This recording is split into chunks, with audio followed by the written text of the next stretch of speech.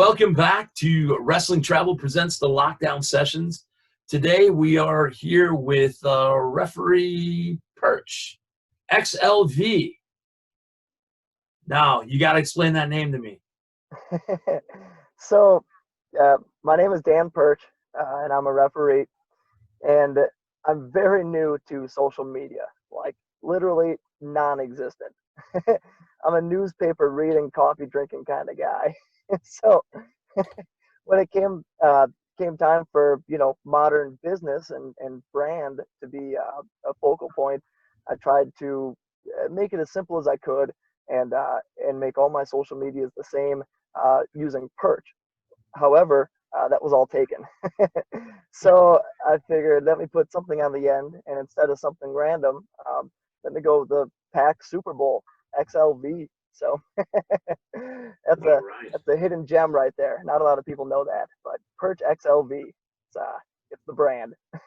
And for those, we're out of the United Kingdom, so I'm going to explain that briefly so that is the Green Bay Packers last Super Bowl. Hopefully we got another one coming down the way. So for those Yes, watching around the world, if you don't have an NFL team, I highly recommend the Green Bay Packers. I imagine you do too. I can second that. I can second that. So, Dan, tell me, I don't know if I should call you Dan, Ref, Oh, you Perch, can call me Perch. Call me Perch. Perch. All right, Perch. Yep. How long have you been in the business of professional wrestling then, Perch? Well, I've been in the business for a little over 2 years, probably close to 2.5 years myself. Okay, and how did you get into the business? Well, a little over 2.5 years ago, um, I was at a point in my life where I wanted something to really change and have a sense of direction. Um, I was 26 at the time, and realizing I want to make something of my life, as much we all do. Right. um, and thought, what can I do? What can I start with from the very floor level? What can I start with to try and build something for myself? Um, so I look no further than my passion, my love, something that I would surround myself with, whether day, night, or looking forward to it. It was professional wrestling was always associated with a love that I've had my entire life. So I thought, where better to start than maybe try my hand at professional wrestling? I've been told, you'll never make it, kid, or good luck doing that, or I'll give you $1 million if it ever happens. So, the dream of becoming a professional wrestler was kind of gone for part of my life. But again, when it came time for trying to find a sense of direction and what can I dedicate myself to, I looked back to my passion when I was a child and growing up, and figured, well, realistically, uh, maybe I'm not a professional wrestler, but maybe I can do another role, whether that be a referee or a announcer or manager or really anything. So I thought where to start, and I found a local promotion, an independent show called Brew City Wrestling, and figured, if this is like minor league ball, maybe it's minor league wrestling, and I can at least talk to someone here, because aside from WWE coming to town or Ring of Honor, um, it was few and far between. I wasn't aware of the independent shows, so went to my first Brew City show and figured this is definitely something I want to do. And if this is the minor leagues, then sign me up. I want to be in there. I want to be the guy tearing down that ring. I want to learn how a turnbuckle unscrews. I want to I want to literally learn everything and start from the ground up. So that was what kind of pushed me into joining the professional wrestling business. So I'm assuming you go to a BCW show, and we've had Mr. Frankie DeFalco on the show before. Is that who you talked to first of all, Yeah, or? so it was the show went on, say a Saturday night, and I reached out to their website again. It was foreign to me at the time. Um, so I reached out, and Frankie was the first contact on there. So I sent Frank an email Sunday, the next day, and I think he got back to me on Sunday night, and and I was in on Wednesday. Wow. Okay. So now I'm always curious about this because this is a big, when I first started, when I trained, um, it opened my eyes after that first workout. Like, whoa, I thought I knew what professional wrestling was, but I had no idea. And my first workout was a Monday afternoon, and my homework was go home and watch Nitro and Raw. And then I just remember my eyes were opened up to a totally different. Did you have a similar experience after training Yeah, for a while, knowing, okay, now I'm watching it in a totally different light? yeah, that's a awesome question, because it truthfully was. Really, right as I started training, I was listening to the audiobook of Jim Ross, his first book. So as I was driving to training, it was about a 45-minute to an hour drive each day. Um, I was reading this book, not reading, but listening to the book along the way. So a lot of the stories that he had maybe didn't make sense at the time, but as I kept putting in work and busting my butt and doing everything I could inside this business um, to learn it, I was seeing a lot of signs opening up a little bit. Now that story that I heard in that book, okay, I can see how a thread of how that could be real or how that could happen, and yeah, it just kind of gave me a whole new insight, learning from a guy like Jim Ross and his experiences, mixed with starting the world of professional wrestling my own. So I saw how got to think of his early days and how he started mixed with my early days and my starting, be it 40, 50 years in between. Um, but it was very eye opening, very eye opening.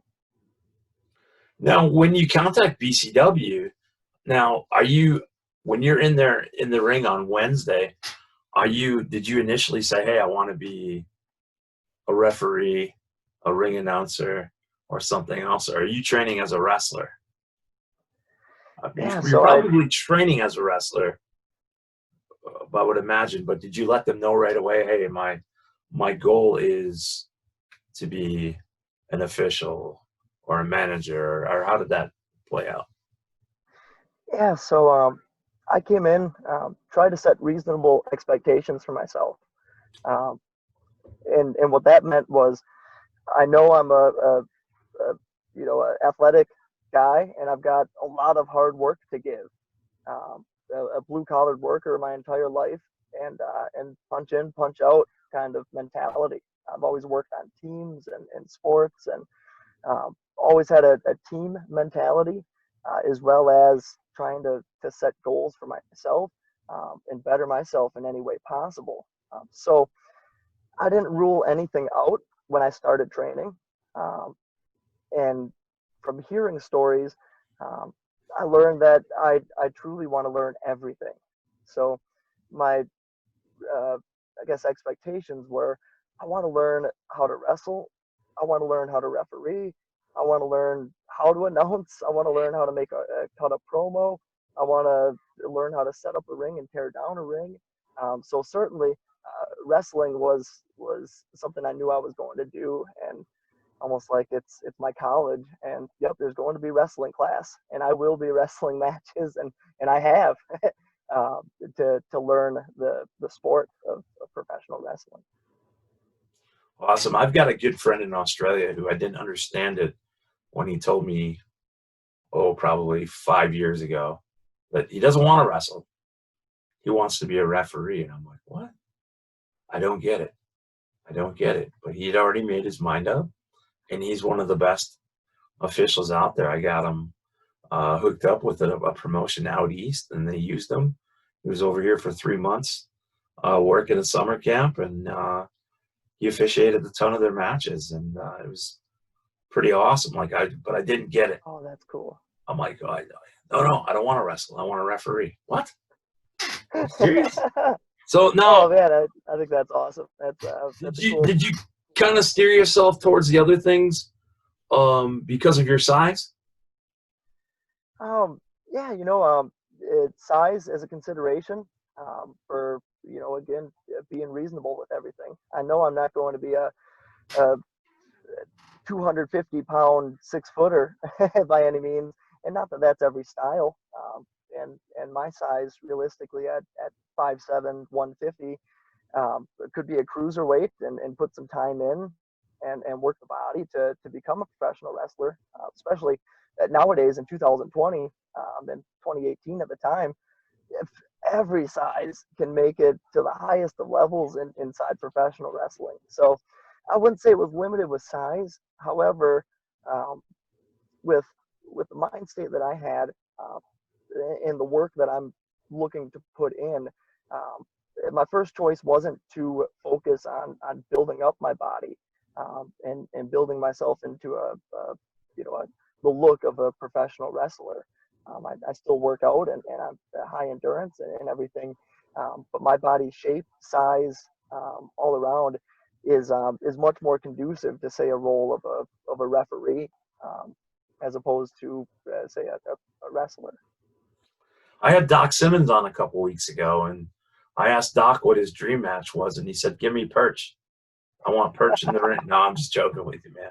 But I didn't know Doc. I didn't know Doc was, when he told me height and weight, and I thought, holy cow! And he said, "Yep, I'd pack everything into that." So it's kind of cool. When Yeah, you that talk, that quote that he said was powerful. Was that 120 pounds? But I pack. They feel every bit of it every bring it time. all, yeah. But just me looking at Doc in an interview, I'm like, come on, you seem bigger than that, and he's a bigger than life character. So that's awesome. I Absolutely. can't wait to. I've not seen Doc live in action, but I can't wait to do that. Um, you talked about your passion being pro wrestling. When you're a young Perch, who catches your eye? Who when you first see wrestling on TV? Well, Yeah. I'm So, always anxious to hear. um, and when I was growing up, it was probably right around getting into wrestling 97, 98, 99, right in that range. And I have an older brother. He's 4 years older than me. So naturally, he was way cooler than me in everything, and everything he liked was cool. And so I liked professional wrestling, and he kind of did too because we were young and brothers. And his favorite was uh, Chris Jericho around the time. Okay. Um, and I remember when he debuted, and and on Monday Night Raw, the guy who was standing in the ring when that countdown went off was The Rock. Uh, and from that moment on, The Rock was was my guy because he stood up to Jericho and kind of well, it put him in his place. But that was just what a scene. So The Rock captivated me at a very early age, and he was the man. That's a good time to start watching too, because you got a lot of. I mean, their promos were on fire. You're you're getting excited and you're laughing your ass off all at the same time at some of this stuff. I can't remember who I was on with, but there's been a couple of these interviews I did in a row where I said, "Hey, tell me when you're young, when you started watching wrestling." And these guys are going, "Well, in 2006." And I'm like, "Oh," so that's why I was like, as I was asking, I'm like, "Oh, I wonder if he's another late bloomer." I'm sitting here talking to Frankie on the interview because everybody will always ask me, like, Justin, who's the first guy? Ask me the same question, and I'm like, Hmm. you're either not going to like my answer or you're not going to know my answer because it's Greg Gagne from the AWA because he was everything about being a babyface when I was first got into it, training with Sergeant Slaughter and everything. And I didn't have we didn't have cable at that time. You just had what was on, and that's why I always ask when people are getting into it. When you're getting into wrestling and you're able to call and see on the internet a Brew City Wrestling Hmm. versus when I had to like, man, I don't think I can get in this because I have no way of finding out. And mine was Mine was going to a regular show and finally getting the balls enough to ask somebody face to face, and then have Wayne the Train Bloom look at you in a bar and go, "Fuck that kid, you don't want to do this shit." And I'm like, but I kind of do, man. You know. But I mean, he's tall. Why the hell would you want to do this? And I'm like, oh my goodness. But who is your now? Rock is one of the guys you look up to. Have you gotten to officiate any matches down there in BCW? Because I know they'll bring in a name once in a while. Have you found yourself in the ring officiating with a name? Yeah, actually, one of my favorite stories was from my debut wrestling show. It was at Hammer Time. It was called. We were bringing in Greg the Hammer Valentine, All and right. and I'm a big fan of old school wrestling, and my parents always told me about guys growing up and the big feuds, and so I told them, you'll never guess who's going to be at my first show. And the joy I got out of saying the Hammer. um, and he was actually at the first Brew City show that I ever went to as well. So it was a very cool part that came full circle that he would be there at my debut show. Um, so I was, scheduled to referee maybe one or two matches that night. And I, all nervous in the service as the day was going on. Uh, but I went out there and did my first match and felt all right. And felt good and talked to Frank afterwards. And he's like, hey, you want the main event? And I was, whoa. Yes, please. Thank you. Um, and that ended up being a match with Greg the Hammer Valentine. And I'll never forget that, just the powerful feeling that I felt, and how thankful I was to have gotten an opportunity like this, and it felt great. It really hit that passion a little bit more, and to have someone like this where it all, the stories that he can tell throughout his life, well, he's one of my stories that I can tell in my life. Now, is that different if you're in the ring as a wrestler with somebody like Greg the Hammer Valentine? I know you're able to talk about the match and get feedback afterwards. Is it the same as an official? Did you have any talk with Greg Valentine prior to? Did he have feedback for you? Or not? Sure. Yeah. And good question for that aspect, because it is different being a referee to a wrestler. A conversation can be a little bit different. So what I approached it beforehand was, I'm going to allow him to do what he has to do, and I'll make a note whenever I can when he's not doing something to simply say, "Hi, I'm referee Perch, and I've got your match tonight. So if there's anything you need, I'll be all ears for you." And and that was all I said. And he was very thankful and said thank you. And yeah, that was about the interaction we had, and and I was happy. As a referee, I try to show respect, especially when it comes to someone with the legacy that he has. Nice and simple. I'm here to work for you. Is there anything you need? And nope, great. Well, I'm here if you do.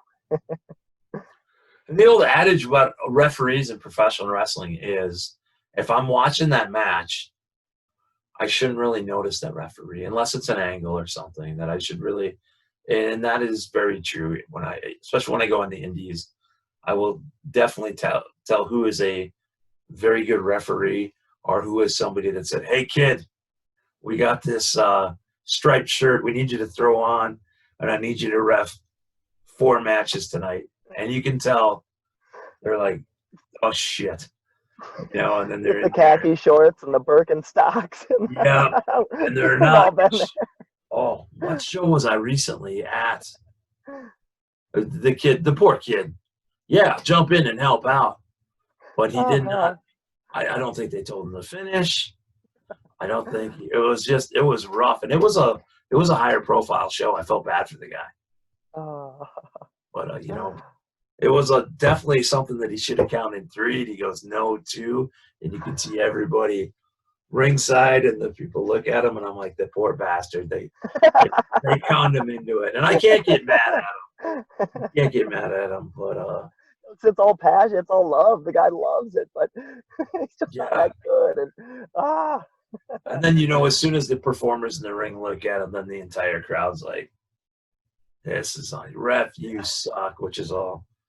But I mean, it's got to be, and I know it's tough because I've been in the ring, and it's tough to have that thick. You got to have that thick skin. mm-hmm. But then when you mess up, you got to own it or just pretend it didn't happen and just keep going. Who do you have a favorite official, a favorite referee of all time? That's a question I've never asked anybody. Yeah, I love to hear a question like that. That's cool. Yeah, actually, once I started wrestling, I went into again studying the history of it and learning as much as I could, and learning where we came from to get to where we're at right now. To try and better myself for the future. So I went back and I watched some old Mid-Atlantic wrestling, and I watched Tommy Young and fell in love with the work that he's done. It was a name that I had heard before, but never knew the significance. But through watching those old matches and shows and through the pay-per-views and the high-profile matches, I fell in love with the way he works, the way he referees, his mannerisms. It seems like he'd be a guy I'd like to sit at the bar after the show with, have a drink, and ask a million questions, and I'm sure we would laugh our asses off. So he's been my number one influence and idol in wrestling. So if you ever find yourself at a show, Perch, the AEW now, where Earl Hebner is there, Earl loves his fans. Earl loves the business, and Earl will talk.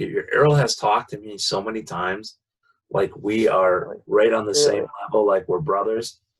And from the first time when I'd never met him, I just said, "Oh, hey," he was walking by, so I said, "Hey," sat down and talked to me. So when I know somebody that likes officiating, he's a guy I point out. My friend Christian Chaos from Australia did a little bit of a tour with TNA, learning from Brian Hebner. About 4 or 5 years ago, and Brian was able to just kind of take him to a few, go to the show, they go out and have a few drinks and talk wrestling and talk officiating and stuff. So that's awesome. That's awesome.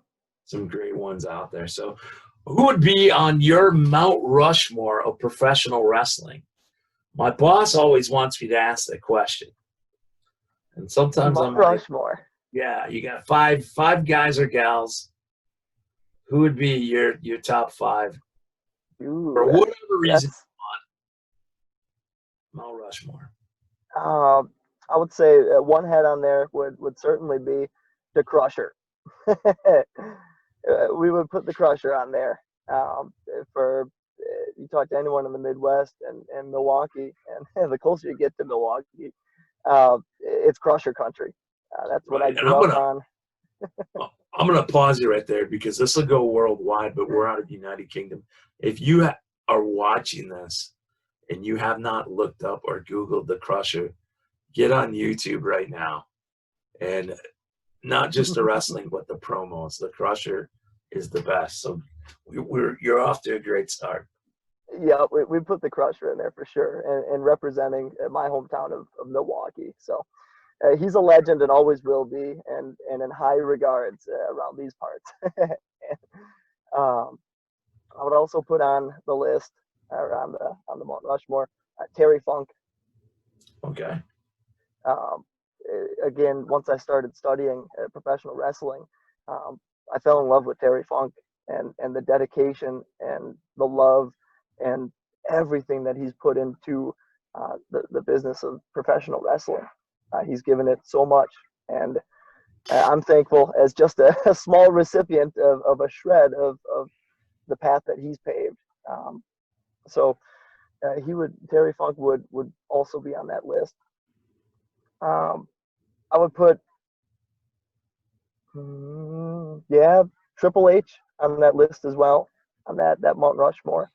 Uh, Growing up, it was Stone Cold and The Rock, but as I got older, Triple H was really one of my favorites, and seeing the work that he put in to get to where he was, and to where he's at nowadays too. He's been a heavy influence throughout my entire life, from childhood to teenage years to adulthood.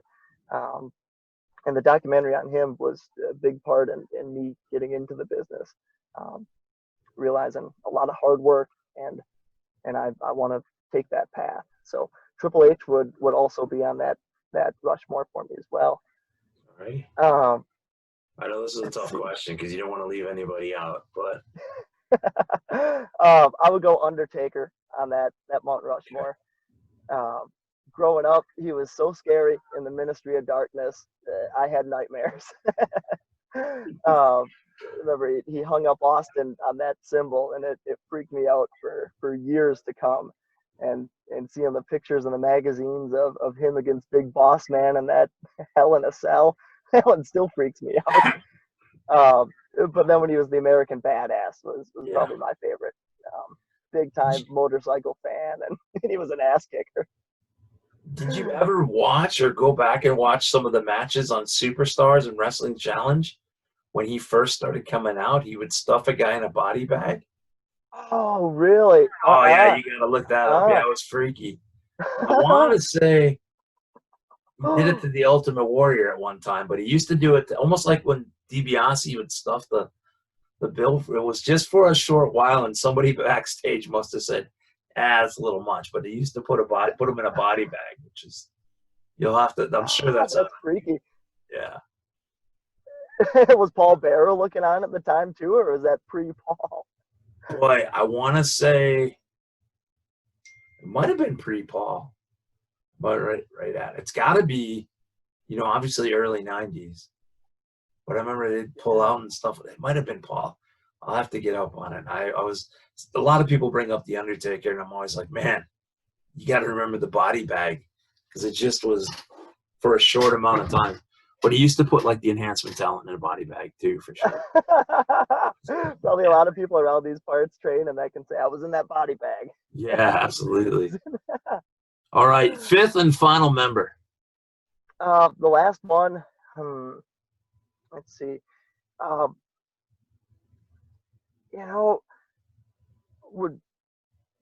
be hard to not say Muta and Muta. Okay. In his time. When I saw Muta, it was probably in the '89 era. Not when it was happening live, but going back and studying. And the character that he had was unlike anything else. I like to see stuff as if I've never seen it before, and go through blind eyes.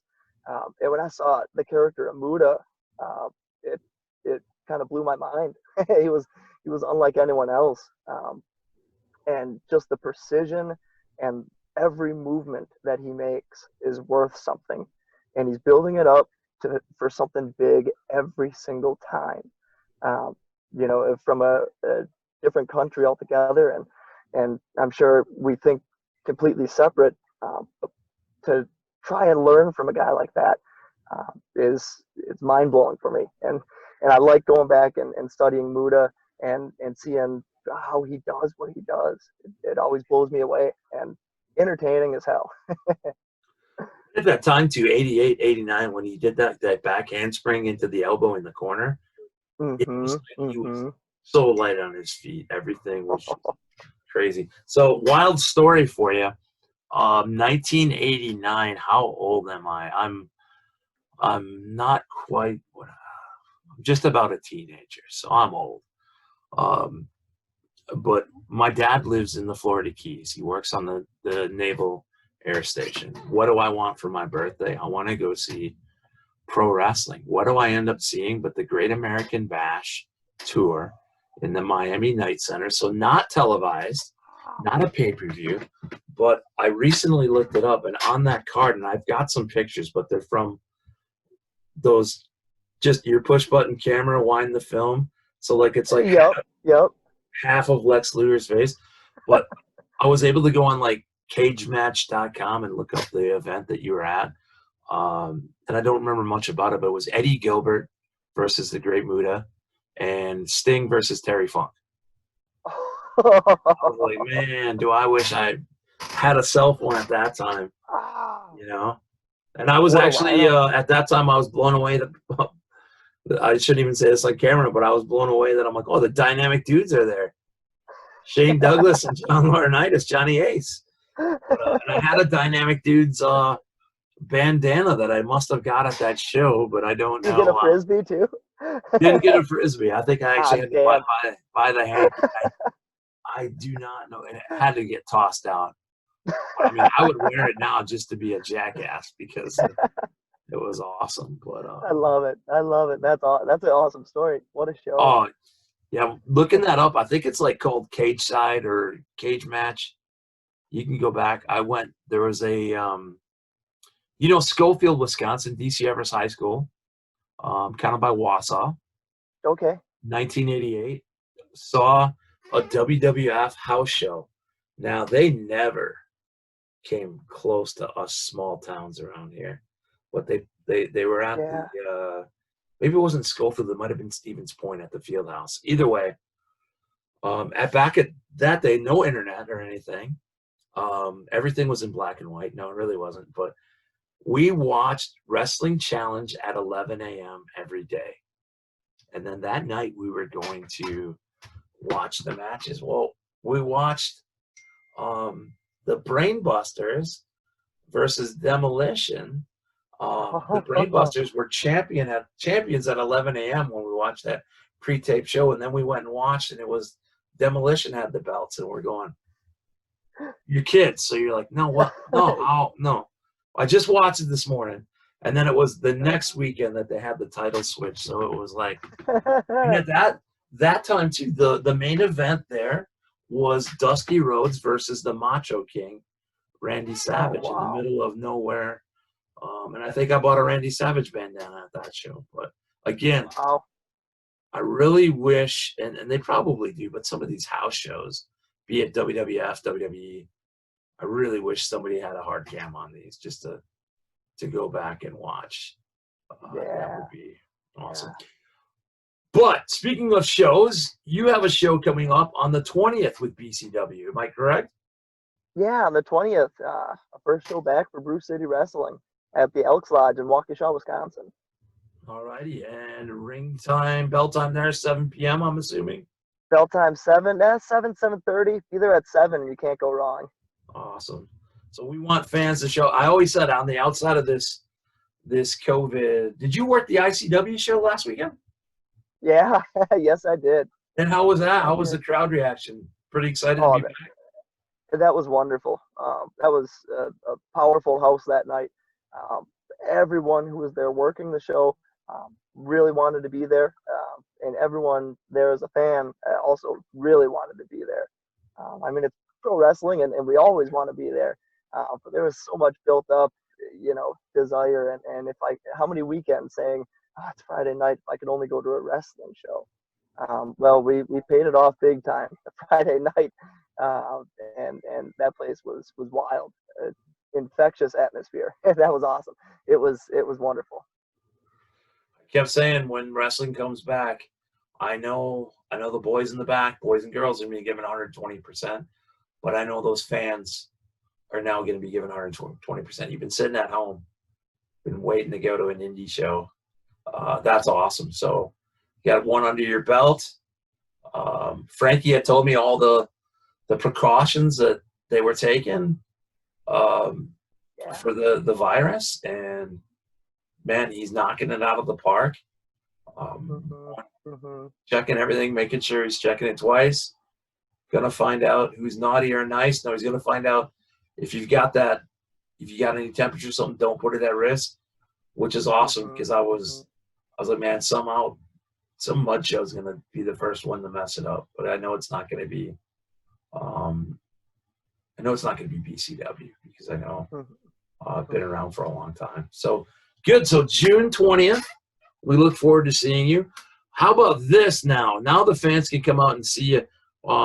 I've got your socials. I copied and pasted them, but just so I can get them out of you. Where can we follow Perch?